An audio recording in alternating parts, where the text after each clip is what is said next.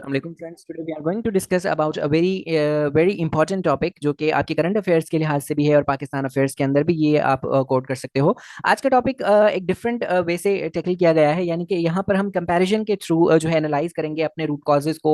जो हमारा जो लाइफस्टाइल है, हमारी जो लग्जरियस लाइफ है, जो हमारी गवर्नमेंट हो या जो पार्लियामेंटेरियंस हो उनकी लाइफ में, और जो सक्सेसफुल कंट्रीज हैं उनके पार्लियामेंटेरियंस जो हैं, जो उनकी सैलरीज हैं, जो उनके पर्क्स हैं, उन सबको कंपेयर करके हम जो है देखेंगे। और इस चीज को लास्ट में कंक्लूड किया जाएगा कि कैसे हम दूसरे कंट्री से एग्जांपल्स लेके अपने कंट्री को बेहतर बना सकते हैं। और क्या जो हमारा जो कंट्री है वो पुअर्टी फेस कर रहा है, क्या वो सेल्फ इम्पोज्ड पुअर्टी है या एक जो है सोशल एनिग्मा है, ये क्या चीज है जिसको आज हम सोल्व करने की कोशिश करेंगे।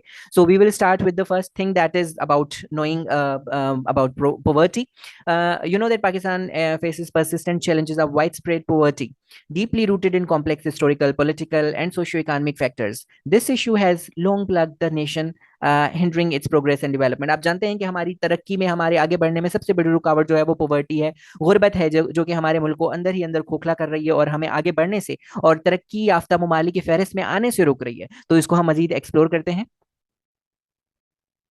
बहुत सारे शॉकिंग फैक्ट्स आज हम इस वीडियो के अंदर आपको नजर आएंगे, जिसको आप एज ए नोट्स बना सकते हो और अपने जो है डिफरेंट आंसर्स के अंदर आप उसको कोट कर सकते हो, चाहे वो ऐसे हो, चाहे करंट अफेयर्स हो, पाकिस्तान अफेयर्स हो, या कोई और जो है इनडायरेक्टली आप टॉपिक के साथ इसको रिलेट कर सकते हो अबाउट सोशल प्रॉब्लम्स और कंटेम्प्रेरी इश्यूज ऑफ पाकिस्तान।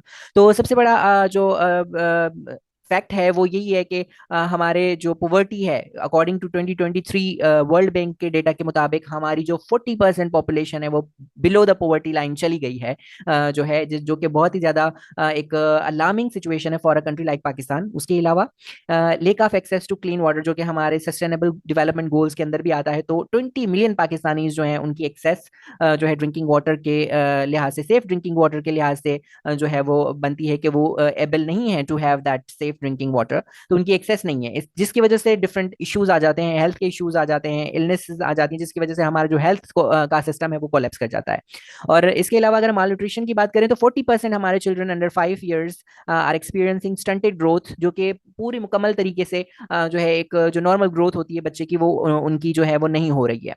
और ऐसे बच्चों की तादाद तकरीबन 40% है जो 5 से कम है। इसके अलावा पुअर हेल्थ केयर इंफ्रास्ट्रक्चर, जैसे हमने पहले ही कहा, क्योंकि हमारा जो है क्लीन वाटर के इशू है, पोल्यूशन है, जिसकी वजह से क्या होता है कि जो बर्डन है वो ज्यादा हेल्थ केयर के ऊपर पड़ता है और इंफ्रास्ट्रक्चर इंसुफिशियंट होने की वजह से कोलैप्स कर जाता है। तो उसके उसका एक और रीजन भी ये है कि वो जो स्पेंडिंग है वो बहुत ही ज्यादा कम की जा रही है, यानी कि 2% से लेस है, जो कि एक अपने अंदर ही एक अलार्मिंग सिचुएशन है।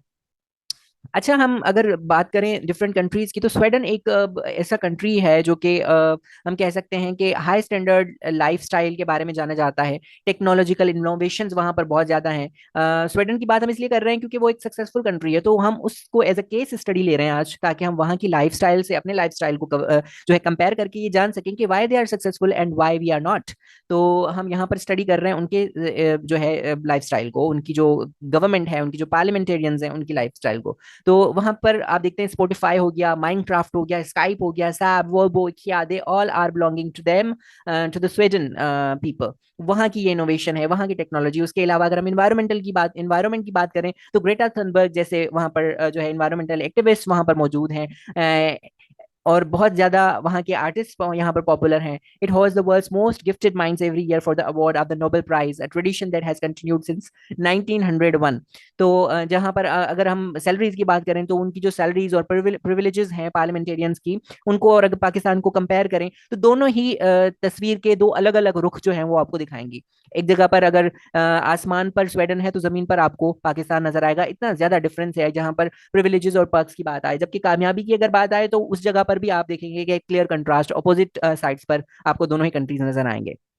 कैसे, चलिए एक्सप्लोर करते हैं। फॉर एग्जाम्पल, पाकिस्तान का प्राइम मिनिस्टर है, वो आपको पता है कि एक ऐसे कंट्री का प्राइम मिनिस्टर है जो कि डेट और पॉवर्टी से घिरी हुई है, लेकिन उसका जो हाउस है, उसका जो प्राइम मिनिस्टर हाउस है, वो आप देख सकते हैं कि 12,000 स्क्वायर यार्ड से भी ज्यादा है, जहां पर वो प्राइम मिनिस्टर रहते हैं। अगर हम स्वीडन की बात करें तो प्राइम मिनिस्टर जो स्वीडन का है वो 360 स्क्वायर यार्ड्स के एक छोटे से घर में जो है वो रेजिडेंट है। तो ये क्लियर कंट्रास्ट है। देखें वहाँ की जो क्या कहते हैं, जो कंडीशंस हैं, जो उनकी ओवरऑल रैंकिंग है एज अ कंट्री, वो बहुत ही ज्यादा हमसे आगे हैं, लेकिन उसके बावजूद उनका प्राइम मिनिस्टर हाउस 360 यार्ड्स पर, जबकि हमारा जो है 12,000 से ज्यादा स्क्वायर यार्ड्स के ऊपर मुश्तमिल है।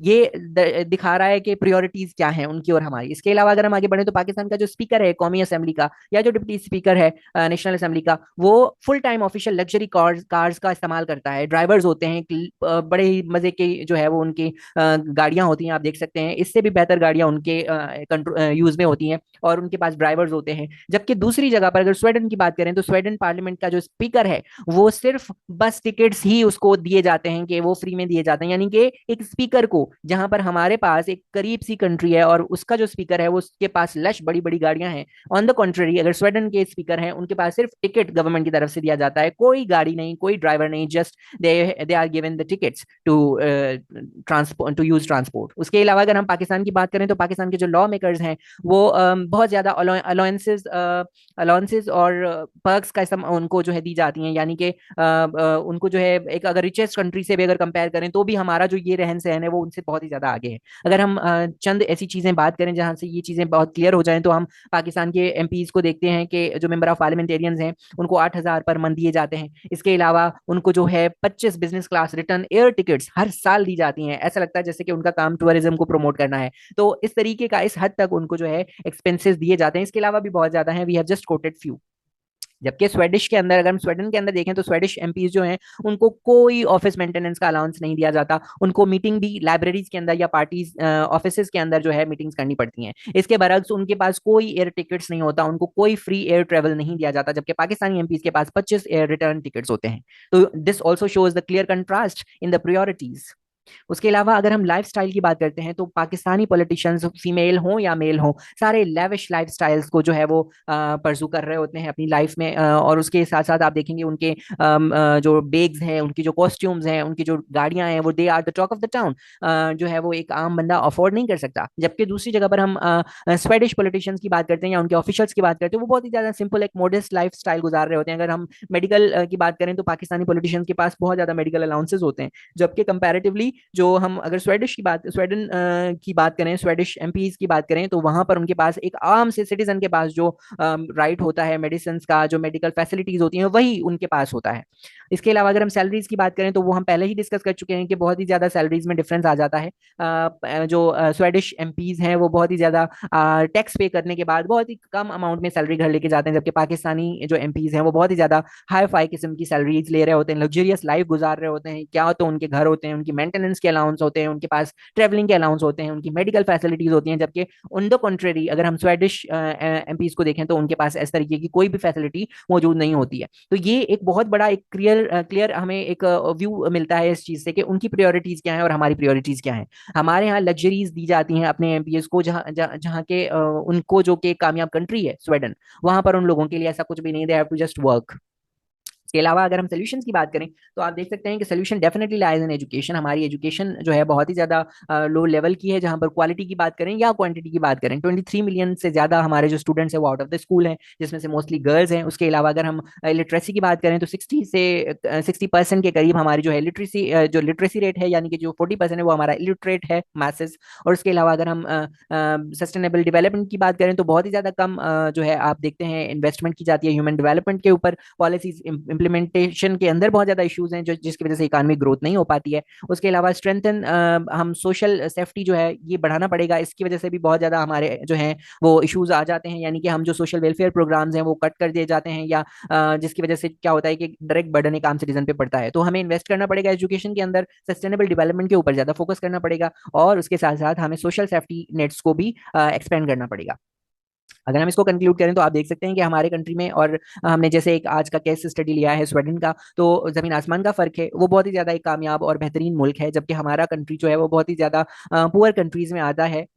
हालांकि हमारे पास बहुत ज्यादा रिसोर्सेज हैं, एग्रीकल्चर को ले लें, लाइफ स्टॉक को ले लें, तो हमारे पास बहुत ज्यादा अपॉर्चुनिटीज में। लेकिन जैसे कि हमने डिस्कस किया कि प्रायोरिटीज आर डिफरेंट, हमारी जो प्रायोरिटीज हैं गवर्नमेंट की वो बहुत ही ज्यादा डिफरेंट रही हैं शुरू से लेकर अब तक। जितनी भी गवर्नमेंट्स रही हैं वो अपने लाइफस्टाइल के ऊपर ज्यादा फोकस्ड रही हैं, अपनी लग्जरियस लाइफ को जो है वो गुजारती रही हैं। जबकि जो आवाम रही है, जो मुल्क के लोग रहे हैं, वो बहुत ही ज्यादा एक पुअर स्टैंडर्ड की लाइफ जो है गुजार रहे होते हैं। तो एक गैप है जो कि बहुत ही ज्यादा बढ़ता जा रहा है विद ईच पासिंग डे। जबकि अब अगर स्वीडन की बात करें या ऐसे और कंट्रीज की बात करें, तो वहां पर जो है एमपीएज हों या उनके प्राइम मिनिस्टर हों, प्रेसिडेंट्स हों, तो उनके पास ऐसी पर्क्स या फैसिलिटीज नहीं होती हैं, जिसकी वजह से जो फोकस होता है वो आवाम की जो है क्या कहते हैं कि प्रोजेक्ट्स जो होते हैं, जो वेलफेयर प्रोजेक्ट्स होते हैं, उनके ऊपर ज्यादा फोकस्ड होते हैं। तो this is very important to set the priorities rightly.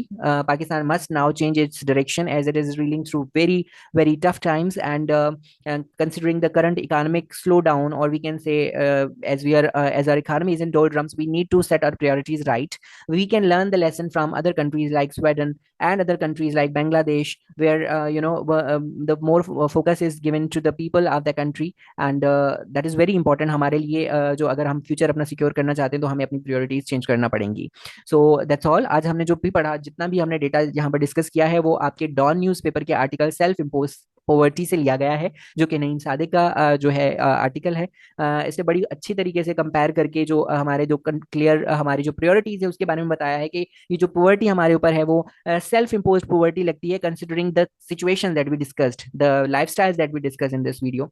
तो he is an industrial engineer and volunteer social activist. तो उन्होंने बड़े अच्छे तरीके से इसको जो है वो कंपोज किया हुआ है, इस आर्टिकल को बड़े अच्छे तरीके से एलिब्रेट किया हुआ है और एक्सप्लेन किया है कि how we are facing self imposed poverty. तो हमारा जितना भी मटेरियल था इनके आर्टिकल से लिया गया था। उसके साथ साथ हम आज के जो है टॉपिक को मजीद जो है डिटेल में आगे भी हम कवर करते रहेंगे। अगर फैक्ट्स और फिगर्स की बात आती है तो हम इसको मजीद अपडेट करते रहेंगे विद ईच पासिंग टाइम। अब तक के लिए I think that's all. I hope that you understood all the topic, every point of the topic, and if you understood, then you must subscribe to the channel and keep supporting us. We will continue providing you the data that is very necessary for different examinations, either it's provincial exams or federal exams like CSS. So till then, take care, keep supporting us. Thank you so much.